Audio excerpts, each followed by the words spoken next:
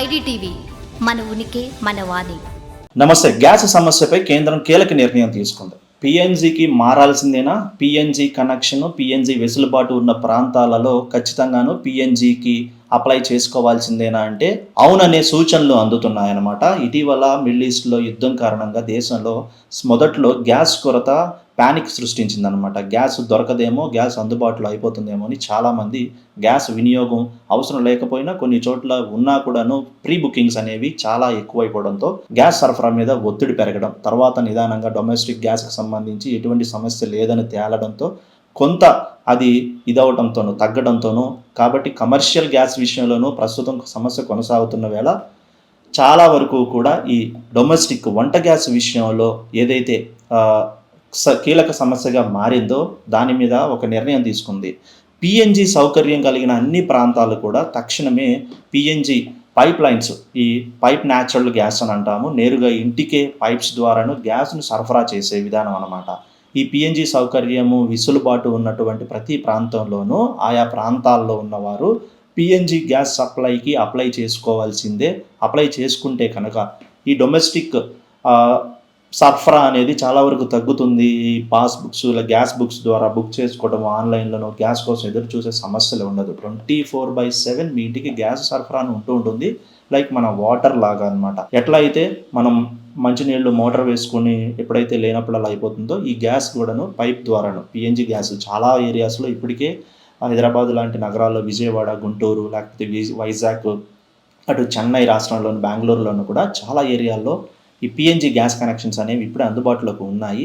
PNG సౌకర్యం లేని ప్రాంతాలకు మాత్రం ఈ డొమెస్టిక్ గ్యాస్ డెలివరీస్ అనేవి అందుబాటులోకి తెచ్చే విధంగాను, పిఎన్జి సౌకర్యం ఉన్న చోట మాత్రం ఖచ్చితంగా పిఎన్జి కనెక్షన్స్ని వినియోగించుకోవాలి.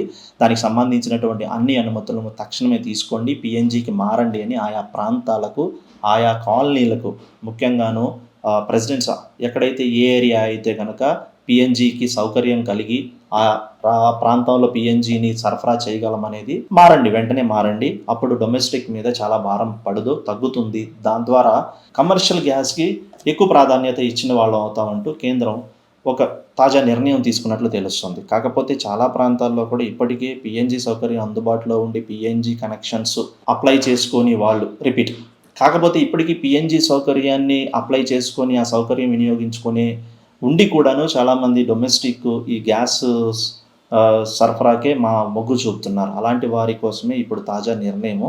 ఖచ్చితంగా పిఎన్జికి మారాల్సిందే అంటుంది కేంద్రము.